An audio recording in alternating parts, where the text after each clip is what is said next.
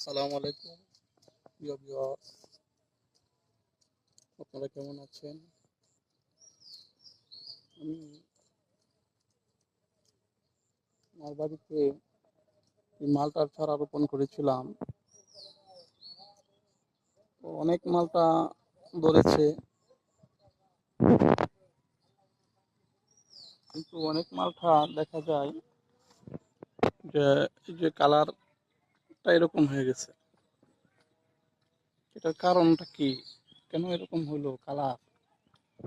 উপরে উপরে আরো আছে যে কালার এরকম পরিবর্তন হয়ে গেছে, মানে সাদা হয়ে গেছে। এটি কি জন্য এরকম হইলো?